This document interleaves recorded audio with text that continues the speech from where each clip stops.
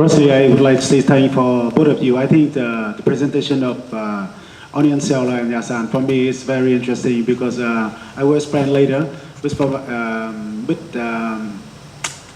In the first plan, it showed two ways of organizing, two ways of concept of curating or organizing and to be an organizer. But when I heard Chi and Tai speak, and I saw the picture, and I found that just whoa, only me. When the 20 years, more than 20 years, I never worked with Yasan. Everyone here worked with Yasan, even Hiroiki. So why? So I think it's, but actually I think it's just funny.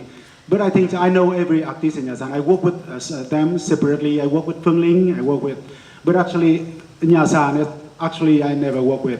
I don't know why. But this time, maybe the first time, kind of the thing. But I think I want to see the practice of Yasan that I very appreciate. Of course, in comparison with that kind of practice of like some organizer like Cellar or like Hưng. So I think every organization, every group of artists in beginning, it's wonderful. But time, come, and I think after 3 years, 5 years, and 10 years, it will come to the point that I think I'm not trying to say that, but it is maybe at least dangerous of being institutionalized. So what I mean in being institutionalized is like you have a group of activists. Now you are avant-garde officially, right? Now you became the new officially. Now everyone knows your aesthetic, right? And actually, like she said, when she worked in Yasan, she thought about the heritage of Yasan, how to develop it. But for me, I think somehow you don't need to develop it. You need to kill it somehow. So, I mean, destroy it in a sense. No, it's just extremely speaking. But I think that here we have to because I think for me, when I was in Taipei, I was in the presentation of Army Chang. I don't know, one of you know the Q, Army Chang of Taiwan. She has a very small space, and she also was a curator for Taiwan in Venice Biennale a long time ago. But actually, she presented about something that she said that if you want to do like alternative space or independent space, you have to stay small. That is your will, and you need to wish to be small, and you need to be like a vagabond in intention to be vagabond, something like that.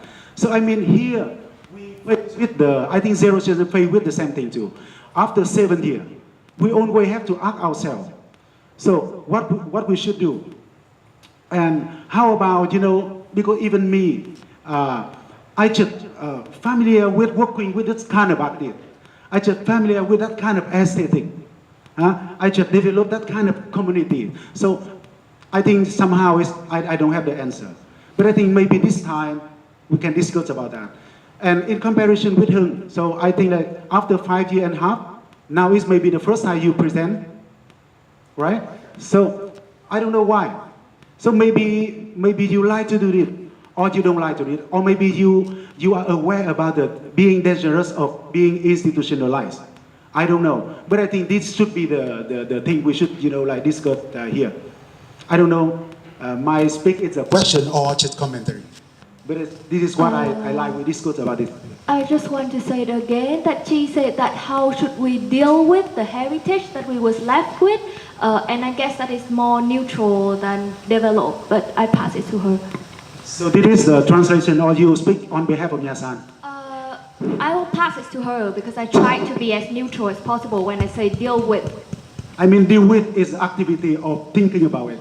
Yeah, I said deal with. I never said develop it. I mean. Okay. No how can I develop something? I mean, that's why I have a lot of difficulty when I first work with artists from Yasan.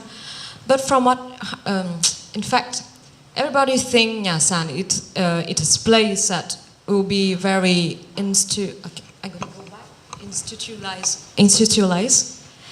But in fact, it's like it's more it's very organic than you guys think. We have a board of 5 curators. I mean, board. But in fact, if everybody have a proposal proposed to us, we never refuse.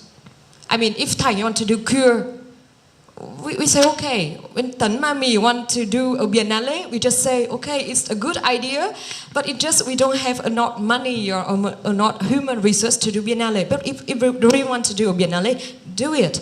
Or if I want to screen some films, Nhà Sàn say okay, let's do it.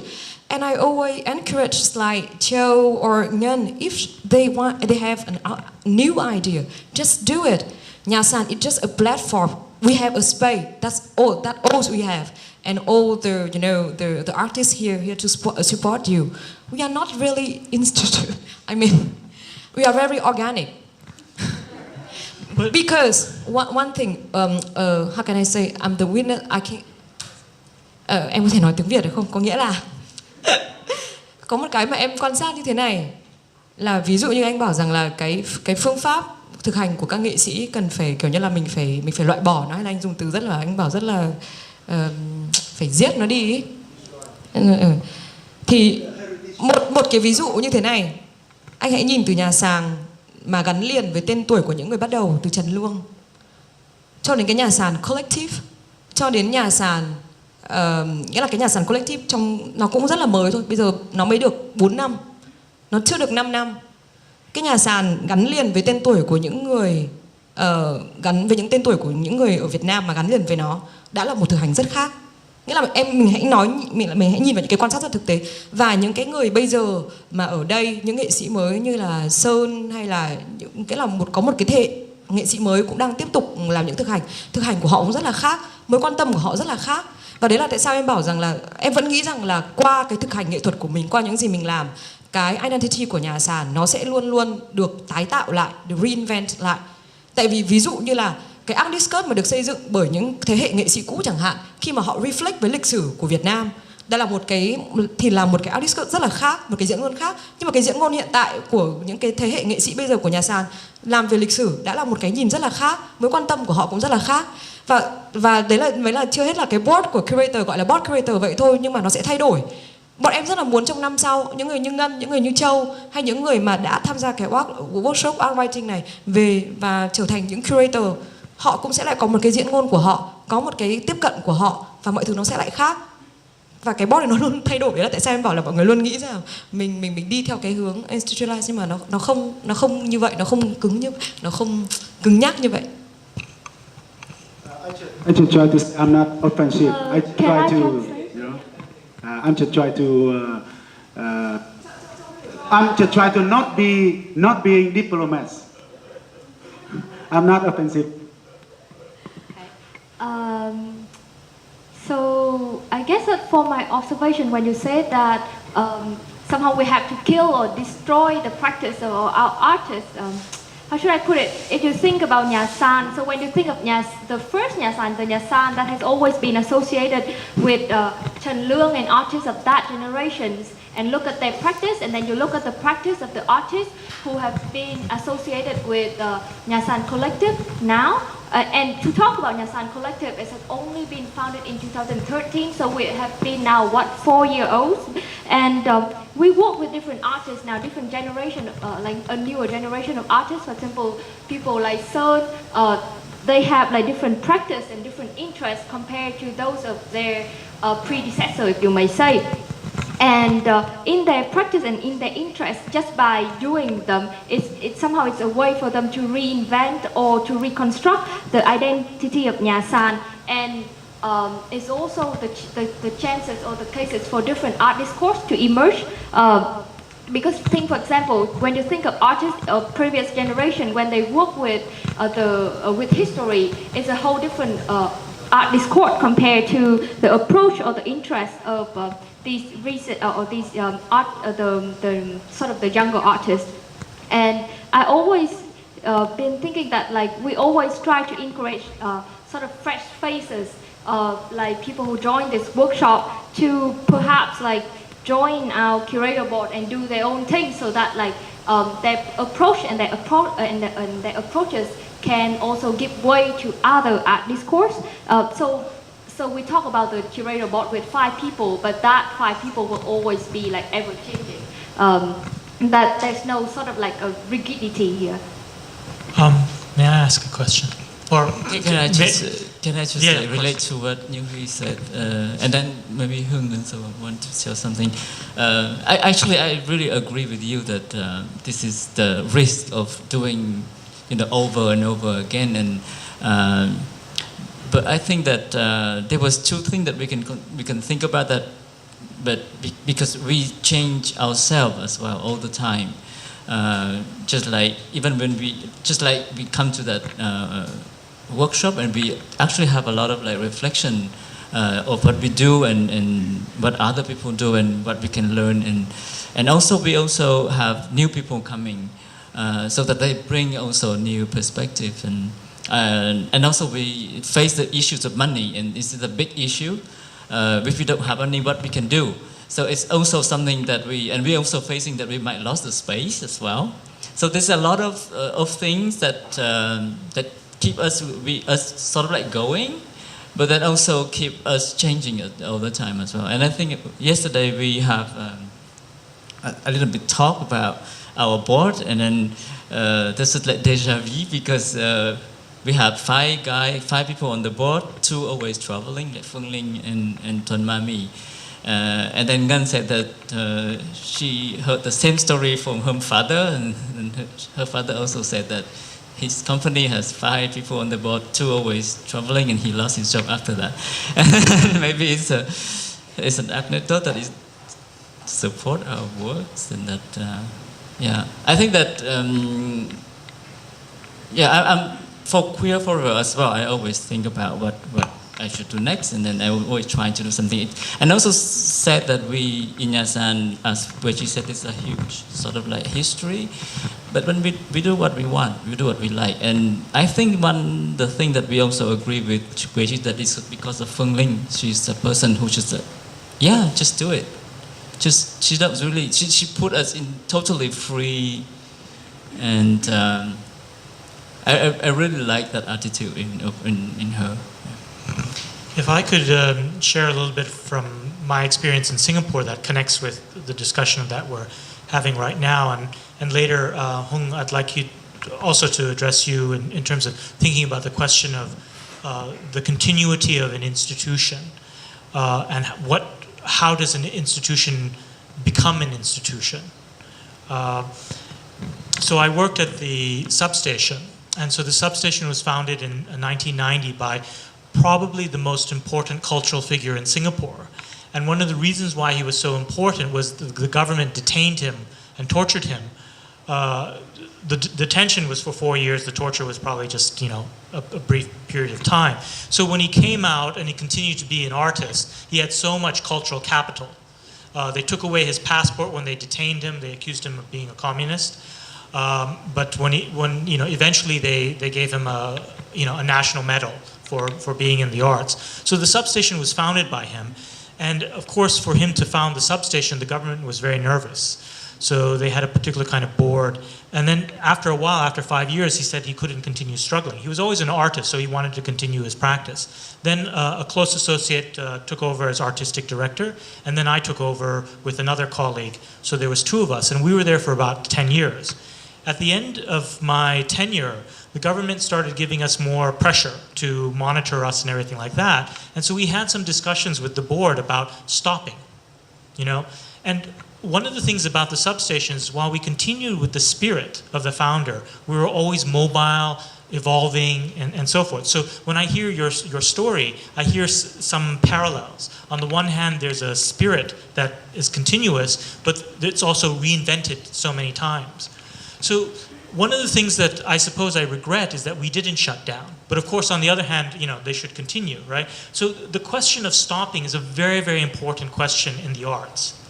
Because unlike other sort of formations, this kind of radical freedom of saying, yes, we can stop, too often you always feel the burden of continuing. And so this is one, I think the question has been so important. And sometimes you feel that, no, now is not the right time, right?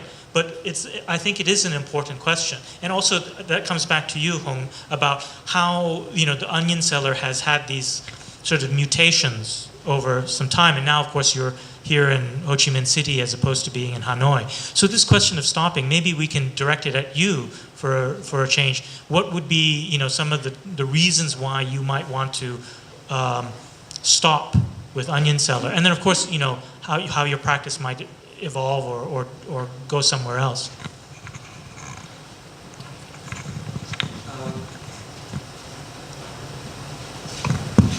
I did actually stop the onion seller twice in the past, and then I came back to it. So yeah, I guess both times the decision was made because of this lack of inspiration, and I just kind of felt that I didn't really have anything else to say at the time, and I wanted to move away from it. But then I guess after a while I realized that it was such an important thing to me personally. And also because of all these connections that I had made through the onion seller, and so I think it's important to kind of not necessarily stop something altogether, but like take a break, take a distance from it, and then like think about it really carefully and see if you might want to go back to it, and I did want to go back twice actually, and.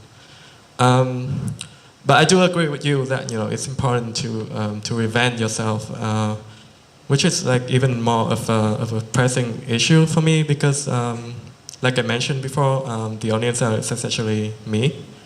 So this pressure of having to invent lies solely with me, and but I think I still have all these fresh ideas at the moment. So I think I'm still gonna continue exploring it, all these possibilities in the future, and especially as Thanh mentioned earlier as well, that as individuals we constantly evolve and change, and I mean that's the same for me precisely. I just comment. Actually, I do agree with Wen Choi. I think you write the very correct point. Is that we can say that we reinvent ourselves. We can say we try to change everything, but reinvention and changing have to face with the question of the stop. And when you have the question of the stop in front of you, so I agree that you are really thinking about the reinvention or not. So I think this is the correct point. Yeah. Do you want to continue in this thread, or we can also evolve and reinvent? Maybe just Actually, we never want to stop this. Actually, we cannot. I, for example, I cannot say for other people, but I cannot stop Nyasan because Nyasan is not one person. This is like quite few people. But then I did think that maybe I should stop working as a member of Nyasan. But then it passed, and then we. Yeah. I mean, in the practical level, it's like in relationship. You have the boyfriend or girlfriend, and you say, okay, we need to reinvent our relationship. But that reinvention can only be, true if both of people face with the rejection, the stop. And if you just say, okay, we will think about it, we will reinvent it. Tomorrow things, again. So I mean, like Wen Choi raised the point like that. So I don't want to comment more, but I just to comment to the Wen Choi. Okay, so Lynn. Yeah. Okay, just my more like personal comments and something theoretical. Like we just say, there's 2 points. One point when Chi mentioned about during the time Nyasan closed, there's no other alternative art space in Hanoi. I don't quite agree with that. Actually, there are many other collective and space and activity happening at that time. For example, art, cookie, even EAT, the one that Phạm Diệu Hương initiative and have exhibit at Hanoi Rock City. I mean, there's still many spaces. I think the question at that time is not about space, but more about artists. We didn't have many fresh faces, like many new voices. So I understand from Linh and everyone from Nyasan, the kind of intention to try to keep Nyasan, but I mean at the same time we have to think from the other side. If we are from these like emerging spaces, like for example Chap Art or Cookie, for example, because Nyasan, since you have all these kind of privilege of the history and all, you know, you also used to have work with many famous artists, so that's why, for example, anyone coming to Hanoi, they will all come to see Nyasan, and they will never hear about other voices. So I mean, just think about other space. They don't have a chance to be there. They don't have a chance to be visible. And the second point I want to say actually is also related to the space that I'm doing, the project that I'm doing now with Giám. I engaged with Nyasan since 2006, 2007, and since then I've been engaging in all kinds of different activities with both the older generation and the young generation in different activities like translation or whatever. And at that time, I never claimed myself to be like, okay, I'm a Nyasan, or I'm a translator, or I'm a researcher, or whatever. I think what held people together at that time is like there's no title. Everyone was just there, and everyone was friends, and there's no money at all. Maybe there's some, but there was many exhibitions that I saw at that time that people just using their own money, or they just like try whatever they have to show their works. And I think that what draw me to artwork. That I see that there's people who are actually passionate about what they're doing, and they don't care about money. But now, of course, I think when we mentioned about institutionalization, and he mentioned a few days ago that it actually have a risk that you have to plan, you have to apply for funding, and then you have to run the programs. And just personally, from my experience working with Six Bay last year, we also got funding from Prince Claus and CDF. And after just 1 year, both me and Giang and all the team, we're just so exhausted, and just we feel like we are slaves for the capitalists, really. It's just like we have to be everything on time, and we have to produce this and that at a certain timeline. And we just feel like we don't want to push the artists, but then we have like within maybe a few months, we have to push the artists to produce some works. And for me, it just feel like, it just feels so harsh. Like, I would really like to see the artists to have a chance and have a time and space to develop the idea. I don't want to push them. I don't want to be the boss. I don't want to be like, push them in the factory kind of mode. But then at the same time, when you asking for money, that's the only choice you have. They will never let you go. So, and also at the same time, a lot of the works, when you asking for funding, you have to match a certain agenda of the sponsor. And so a lot of the work, it could be like so polished, it could be like so presentable, it could be like recognizable for the media, because of course all the sponsors, they want media, they want a lot of audience. So that, I mean, that creates a kind of dynamic that even for me, Six Bay, just 1 year, I already feel it being institutionalized. And that's what, talking with Hung the other day, I say like, now we don't want to do it anymore. We just want to chill. And I think that's the part of art that we like. Yeah. So I should like to, maybe that, not to answer your question, but maybe just like to like have a reflection. I didn't know about 2006 yet because I was, but then I remember that when some people approached me and asked about the art scene in Hanoi, I do tell them a lot about other spaces, and this is, I think this is only what we can do in relation to give visibility to other spaces. I remember that we talk about Trần Luông, we talk about Six Space and Manzi and other spaces that actually I see their activities, and sometimes the people come to Nyasan and asking us questions, and they go to Trần Luông or to other people, and they can never come back to Nyasan anymore. And this is the risk, but you know, we need to do this kind of thing. And also we also have a lot of like saying that, oh, now the international curator, when they come to Vietnam, they come to Saigon, they don't come to Hanoi anymore because they say that Hanoi artists doing some work they don't understand, they don't like, and they cannot show it elsewhere.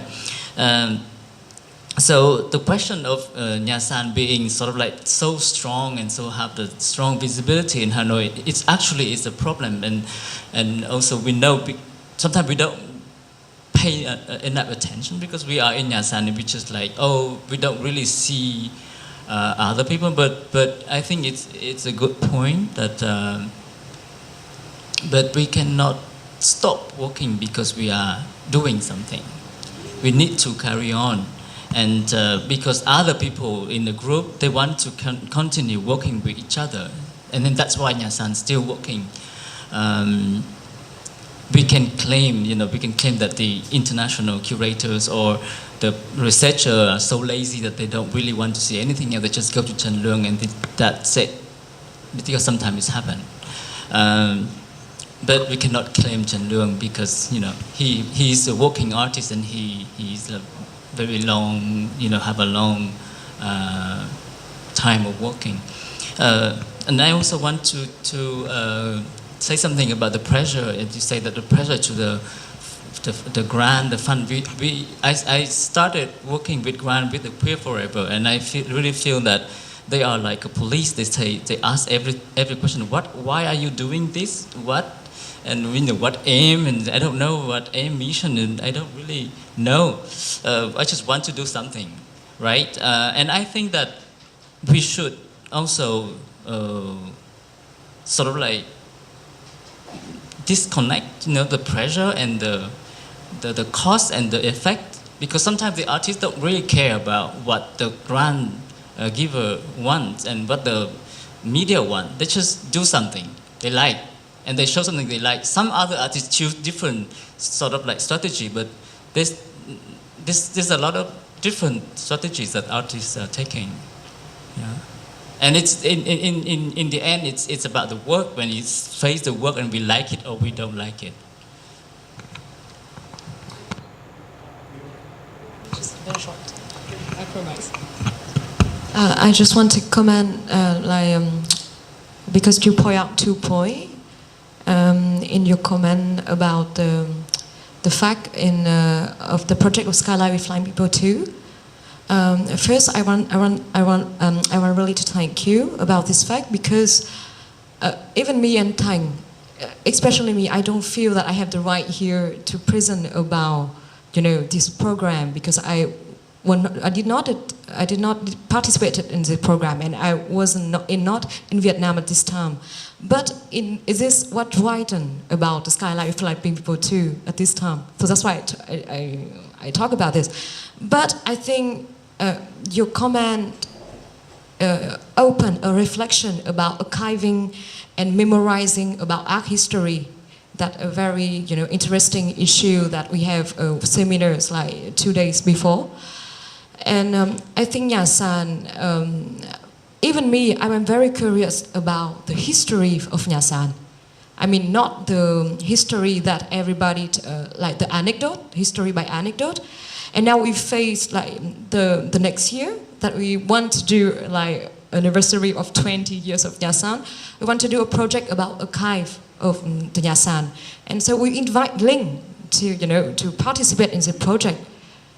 I just want to say that archiving about the history of art in Vietnam is really a big problem. And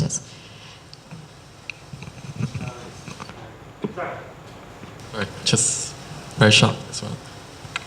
So yeah, I guess after Linh shared a bit about her work with Six Flags, I kind of wanted to go back to Hui's comment earlier as well about how this is actually the first ever presentation that I made about the Onion Cellar. I mean, it's not really a conscious decision per se, to stay kind of underground or to hide away from the public as such. But I mean, I never really kind of thought about this kind of thing, and yeah, I guess like Linh, I just kind of want to do my own thing and just focus on that and not think too much about publicity and all the other stuff. But it kind of also raises some interesting questions about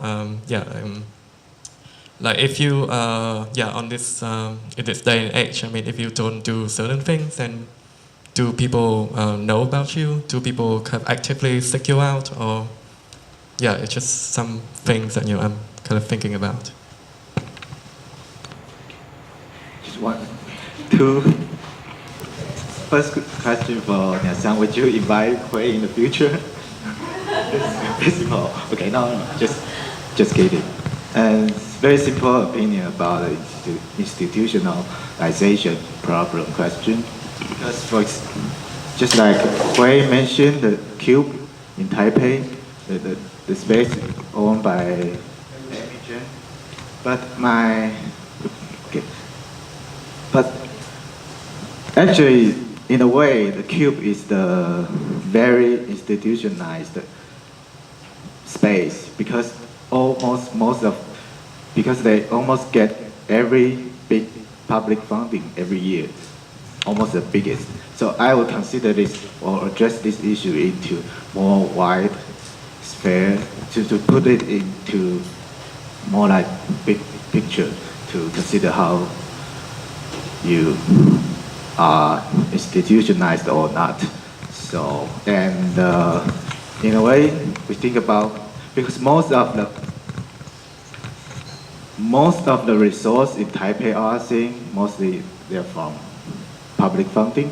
So for us, it's also a way how we respond to the culture, like a policy, and we think that's very necessary for artists or artists to speak about that. So, of course, we know the public funding is kind of very toxic for art development, but we still take that because we think we still have to talk about that, and we have to use public funding. We have to deal with the question of institutionalization. So yes, that's just my response. I'd like to ask the audience if they want to have some other questions, because we've been dwelling on the topic of institutions with, contrasting examples from Nya-san and Onion Cellar. But there's so many other issues that both of you guys raised. So if there are any sort of comments or questions on those matters, if anyone in the audience. Yes, Hiroyuki. Thank you for your presentation. Through your presentation, I saw the word collectivism. You wrote not the collective, but you wrote ISMism. So maybe I would like to know your definition. What is collectivism? Also, if you have any idea, Nya-san team, you have any idea about collectivism, I would like to know. Sure. So as I mentioned in the presentation itself, so for instance, compared to Nya-san Collective or Cellar, the main difference between the Onion Cellar and all these other organizations is the fact that the Onion Cellar is not really a collective. I mean, there's a team behind the Onion Cellar, but I'm kind of the only person who I'm the person who makes most of the decisions, and which I don't think is very healthy. But I haven't really been able to get other people to get involved on the same level as I am in the Onion Cellar. And from my observations, this is not really the way that Nya-san or Cellar operate, for instance. So there is like more than one person to make the decisions, and so like the contributions come from more than one person, basically. I mean, that's kind of my understanding of this collectivism. How about? Thank you for your question. Actually, we discussed about that also, because I remember that when we started Nya-san Collective in 2013, there was a lot of talk, and then Chinky just came with some idea that, oh, this looks like a collective. And then we think that maybe we can take her word collective into Nyasan collective, but actually I think that we never think about collectivity as a concept. We just work with each other. It's like we work with each other, and we also have like, we started calling it. Mami, for example, he started calling myself or other people like director, and we hate that word. But then we need to go to somebody and we ask for money, and we have somebody to say that I am the director, so you have to talk to me to give me money. And sometimes it's just for that kind of things. And now we sort of like found a way that that we have the board who will sort of like taking care about a lot of organization and stuff, but then we still have individual project. We still do something, and for me, I just like I do the queer forever, which is like not really. I feel that queer art is not something that people really appreciate. For example, it's not like art, but queer art, it's just like, but then I still have. A lot of support. Phương Linh say yes, let's do it, and other people also support me physically. Doing the show, and also by networking, asking for friends, and also backing me for applying for grant and something. And I feel that the way that we work in Nyasan, it's just like we support each other, we work with each other. But Hiroyuki, you want to continue with the question, because it's not. You're asking something else as well. Yeah, but I think it's also difficult to answer, maybe. But nowadays, maybe not small people say something about collectivism. For example, the director of Luan Lupa, Ade Darmawan, also talking a lot about collectivism. But I think Indonesia, yeah. Indonesia, yeah. I think it's also related to institutionalization, because Luan Lupa also swimming in between like organization or as a collective. Then if they say collectivism, I think they try to be not to be too much institution, but to be collective. So I think it's idea in between, not easy for me.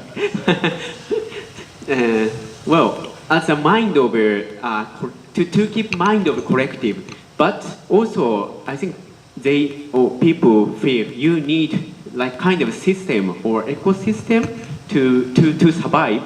So, well, in Hong Kong, for instance, one of the most important art spaces was a collective, Parasite.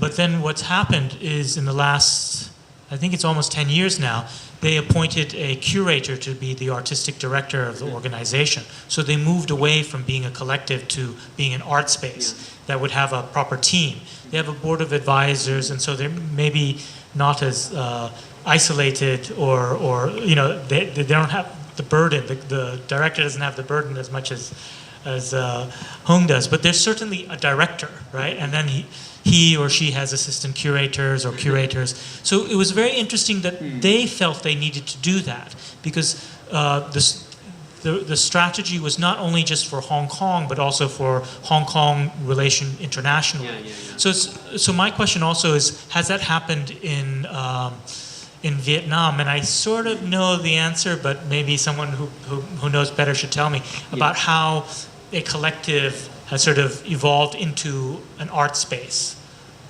Thank you for good translation. Yeah.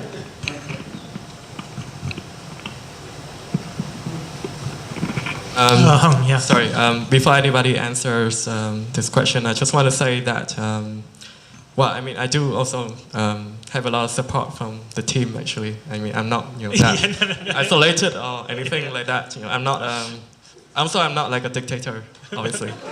But yeah, but I mean, like on. No, but I think your point is that you were looking for a collective rather than saying you Yes. wanted to become completely empowered to be an artistic director of a larger space. You wanted that kind of collective interaction. Yeah, that kind of interactivity, Yeah. especially when it comes to like the big decisions Yeah. to be made. Yeah. So, other comments or questions? Yes, Lynn. You asked a question about collective. Yeah. I'm just sharing my experience Yes. with Nyasan, the old Nyasan. At that time, they are not really a collective. It's just a house, and everyone comes, and it's really like a open house. You can come like 5 o'clock or in the midnight, and there's always someone there to welcome you, feed you good food, and talk to you, and play cards with you, have fun. So I think that's the point. Just there's not really anyone who's in charge of that, and so that's why people like to go because you work with artists, no one wants to be under control. So that's why. But then, of course, when even the last few years before it actually become Nyasan collective, there already a certain kind of decline in Nyasan because. So at that time, I think even the idea of curator is ambiguous. At that time, I think there only Chen Luong practicing as a curator in Hanoi and maybe Nhu Huy in the south. So that's why. And at that time, wait, Lynn. When would you say that? Give me a year. I guess it's around maybe 2010 or. Okay, 2009. So not that long ago. I mean, but I mean, because. You see, we don't have many curators. We don't have many good art education. We don't have good art. We don't have a lot of art researcher or art historian. We have nothing. So that's why basically we have to start from the scratch. So and then at the same time there might be Nyasan when it's first opened. It have a lot of they struggle a lot, both from the mainstream artists, from the university, from the institution like kind of like art institution, and also the police. Like they just no one want to support them. But I mean because when it's also private space, so they could like play with that kind of idea. They can just like this is our private party, so we can do whatever we want.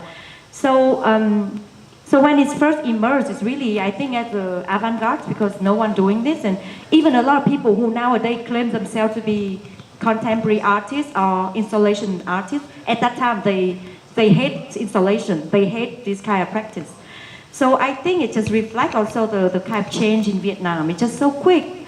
When Nyasan first began, contemporary art was something really, maybe really so-called maybe really emerging and really new. But then after a few years, it suddenly become already trendy.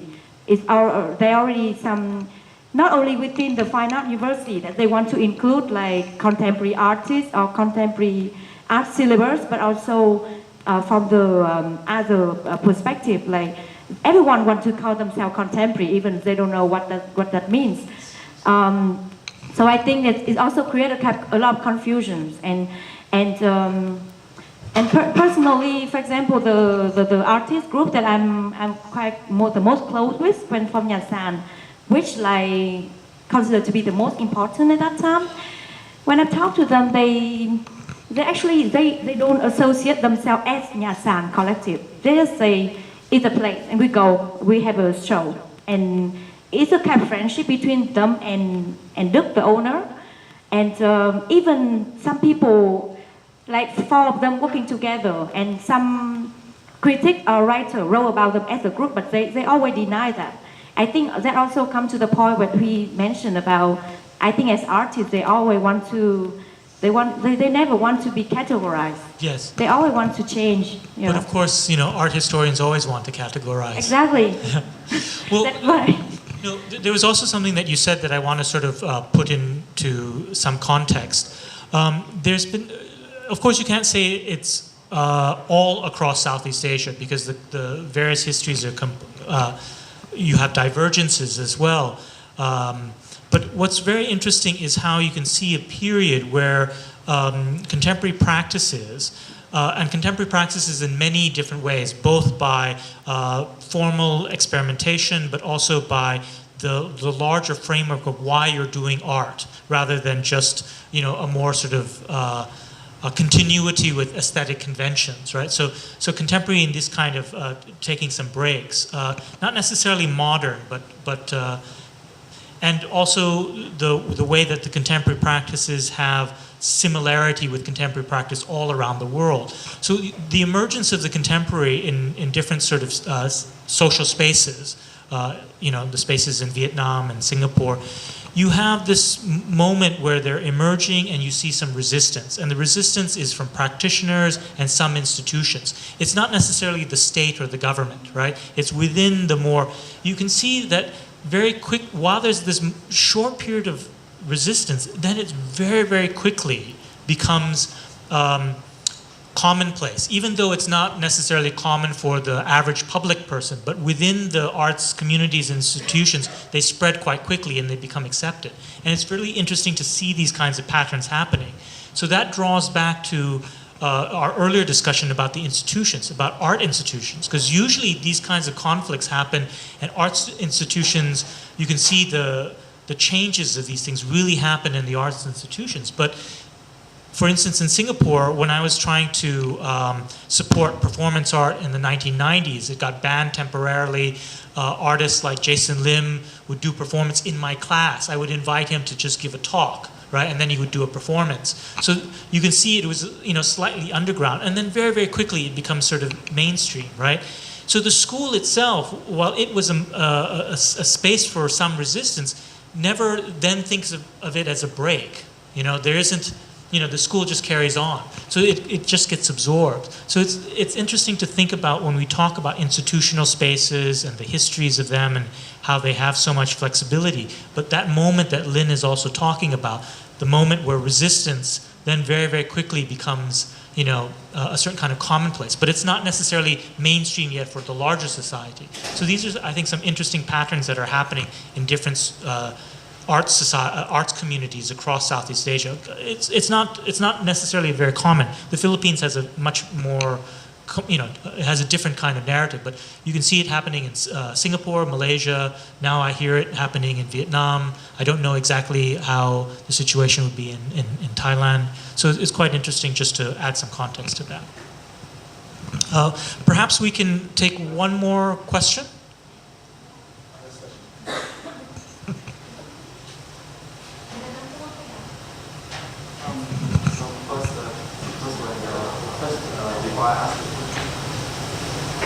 So I just realized that something interesting that sharing in between the collective, both in Hanoi and here, is that the one who work in the collective as curator and organizer at the same time artist.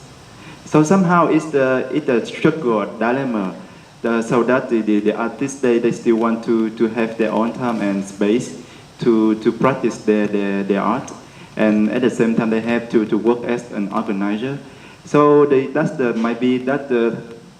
somehow the struggle that can for the collective to become something like more organization, something like that. And so my question is that from the beginning we talk about the institution as something fearful, or something that we don't want to be. So my question is why not to be an institution? Is it something that necessity of being an institution? And I think yes, of course there is. So. Any sort of final comments from the panel? I also want to add to that. I think, we spend so much time debating the fear of being institutionalized, whereas we don't even have an institution. So I don't understand this fear, and I also don't understand this ideal of starving artists. I don't want to starve. I want to maintain my practice, do more ambitious work. So making money is a good thing. I think the problem here is we rely on outside funding so much. So, I think we should have spent all this time brainstorming how we can have other alternative funding sources. For example, Cellar has guru to sort of fund and create a space selling wine. So that's, that's really cool. I'm really interested in those like innovative, or like a flexible. Yeah, or like maybe we should have a system where more successful like older artists put in something to create a fund for younger artists. Why don't we do something to create our own fund so that we're not like writing and complaining about having to deal with what capitalist funders.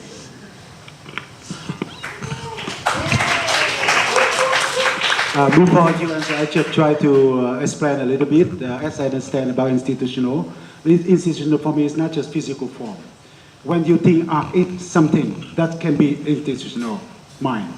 So you think just this kind of art is good, this kind of art is not good. This kind of art good because of it can very avant-garde or it can be very revolutionary. Maybe that's kind of the institutional. That's what I mean. So I agree with you that in Vietnam we don't have enough institution in terms of like physical space or like a museum or gallery or whatever. But actually the dangerous of being institutionalized, it everywhere for every artist. Every time when you work, you have to think about that as well. So just try to explain what I understand about institution. Yeah, but like counterculture becomes culture. That's how it is. And then you can only examine your time, and then we're always working with it. So I think the fun part is you're always trying to find new ways to do things. That's the fun part, because kind of like hippies was counterculture before they became like. And then hipsters were counterculture before they became trendy. So it always evolves like that. And the fun thing is we're always like sort of find new ways to react. And I think that's fun and that's good for us. But it should not be natural. I agree that everything can be institutionalized. Regret Tiravaniya can be sold, right? The bowl of the noodle can be sold at the artwork. I agree. But the being aware about it is the one part of being the artist. I just say that. And I agree with you. The mission, one only mission of artists is to be clever. I agree with you that, right? So I agree. You say that flexible. I say that clever. I agree. But we need to be aware about it to be clever. We cannot just say, okay, we do anything. It can be institutional. No problem. That's my opinion. I think institutionalizing is other people's problem. Okay. Anyway, I just try to explain for you what I understand. So. Do you guys want to say any last words? I'm just trying to point when you say about starving artists, it's not really, they're not like starving, but some artists, they just make painting and they sell, and then they practice something different. And some artists doing some other works and they choose that. It's not like they just depend on funding. That's what I meant. So that's why when, for example, as Relay Guy, I don't know if you know, the guy who opened it, he just Nguyễn Vinh Phước, he just paint really commercial paintings, and then he had the money, and so he can sustain the space. And then I just mean that maybe when you say about other sorts of funding. Oh, and we just mentioned about the Lê brother in Huế. They also having other business or selling commercial painting in order. But I mean, at the same time, I know they are being criticized. You are the one who paint commercial painting. You cannot make contemporary art. I heard also some. So at the end of the day, it's always this kind of debate that will never end. Okay, but we do want to bring the evening to a close. So I do want to allow our speakers the last words, if they have any. So maybe not the last word, but but I think that to answer the question, do we want to be an institution? I think me, for myself, I never work in a company, never work in an institution. I just like don't feel that I could and I would do that. So maybe that's why I just like I'm here. And but the other thing is like we do think about to become some sort of like NGO, because it would bring a little bit more money for operational, because we have money from the grant just for project, not for the operation. So what is in the end is that we don't have money because the grant for project doesn't allow for people work. Yeah. So we end up exploiting each other. You know, because the artists that have artist fee as well, they also have the money for the production, so they need to do something. But then, you know, we rely our work on volunteers and in other artists, and if we end up that we don't pay enough people. Well, one of the things that's especially frustrating is that the people who fund your projects, right, and don't give you operation grants, they all have salaries. So, you know, there's a huge kind of inequity there. So that's, you know, that's a serious problem with that. But then it's very difficult to have that NGO status in Vietnam. It's almost impossible. And once you have that status, you are sort of like subject to an institution which is called the Fatherland Front, which is controlled by the party. So you lost a lot of control on what you do. So we decided that maybe it's better to just keep us as a group of people doing something, and we have much more freedom to do what we want to do. I just want to say one last comment, that I think we are aware of our visibility that Linh talking about, and just one phrase that I think we think about how we can use that visibility to make visible the invisibility. I think so. I think we work on that. I mean, I'm sorry for my English, but you know. Don't apologize. Yeah. Any last words? Or well, like I said earlier, I don't tend to think too much about all this stuff. I mean, the thing that I care most about, you know, are these like micro connections, you know, between like people, and as long as there's people who can appreciate what we do, then, you know, it's the only thing that matters. It doesn't matter if like only 5 people attend our events or like 500 people. You know, if 500 people, then yeah, all the better. But I don't mind, yeah, I don't mind, you know, this lack of visibility or anything like that. And also this whole debate about institutionalization. I guess the context of the Onion Cellar is more that of you know, contemporary music and independent cinema and, you know, sound art and all that. It's not really contemporary art as such. And I think in these scenes, you know, things are still happening quite organically. You know, so things still kind of develop, you know, in a very kind of natural way. And I guess it hasn't really got to a point where it's something, you know, trendy or, yeah, like, it hasn't got to that point yet, basically. So I think it's still okay. Okay, well, thank you very much, Tang, Chi, and Hung. Thank you all for coming.